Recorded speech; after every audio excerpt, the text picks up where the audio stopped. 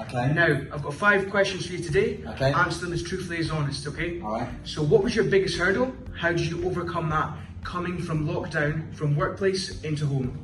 Workplace into home during lockdown. I mean, obviously it's been a really strange year. Lots of people dying, lots of people really sick. So from that point of view, it's been terrible. So don't misunderstand the answer. But from the office reverting into lockdown, I actually found it really easy. Yeah. I didn't find it difficult at all. I've got a fairly long commute into London every day. So I leave about 5 AM in the morning because it takes me half an hour to get into the office at that time.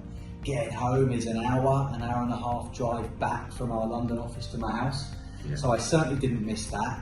I absolutely loved not getting on airplanes. So last year did over 100 flights, and that's not glamorous, you know, when it's stuck at airports, sweating hot, eating crap food, delay after delay, living out of a suitcase.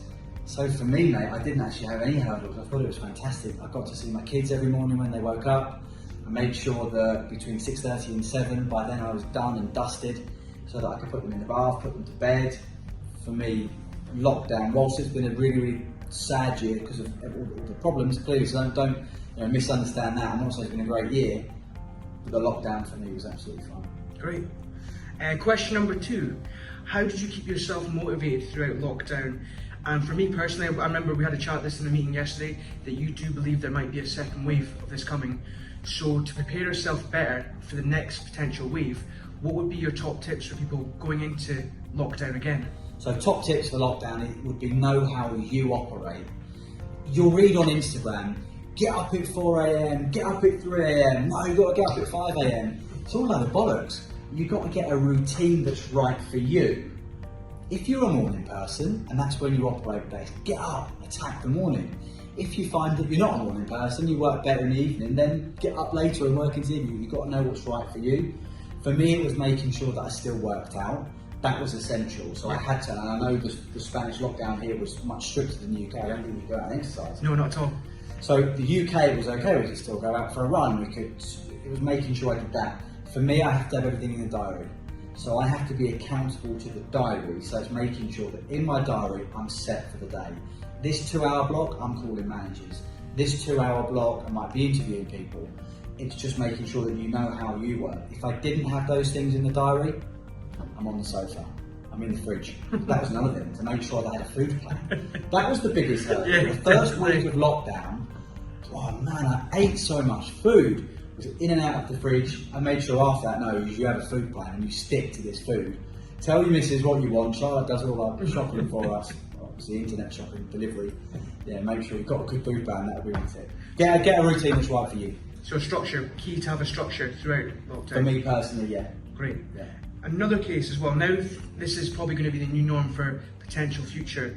As a company, what is your strategy moving forward at this sensitive time to move forward? What do you see in the future as a company moving forward in this new norm, really? So, new norm for us is less offices. We're focused on building hubs, which is what we're always going to do. Yeah. This place being one of them, obviously. It's having noisy, buzzy hubs, not millions of smaller offices. Got to have good technology in the offices. So it's even more important to have good internet connection. Even more important to have spaces where people can go and do Zoom meetings. I don't think we'll ever go back to doing 100% of meetings face to face, even if it's 50-50.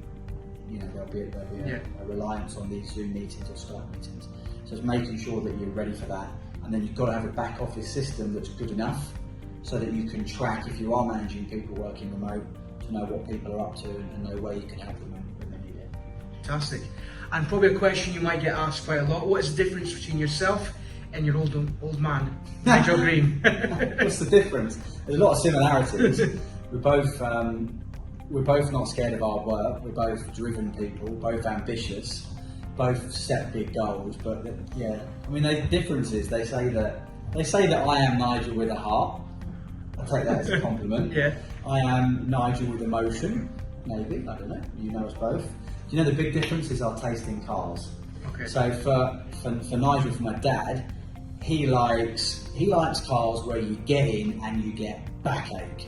You get out looking like a right angle. So he's got some nice cars. He likes a car that the inside is like a church a church bench, a park bench, a church pew. Me, I'm more refined, man. I like to have a nice clock. My favourite car is a Bentley Continental.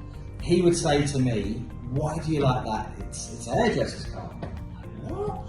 Yeah, don't tell me you've got a nice clock. I'm like, yeah, it's got a nice chrome clock. Does it have heated seats? Yeah, I like heated seats. What do you want them for, chap? What do you want heated seats for? He thinks that if you have too many bells and whistles on a car, it slows it down. He just wants point and squirt, pure power. Me, yeah, I want to feel like I'm on a sofa. I want to be relaxed. A bit of luxury. I want a bit of luxury. Classier guy, maybe. Those are the differences. That's the differences. Okay, I know you're a very motivational guy yourself. What would be your favourite motivational quote, and who's been your biggest inspiration in life? So favourite quote would be, winners never quit and quitters never win. I like that one. Please do subscribe, hit the button.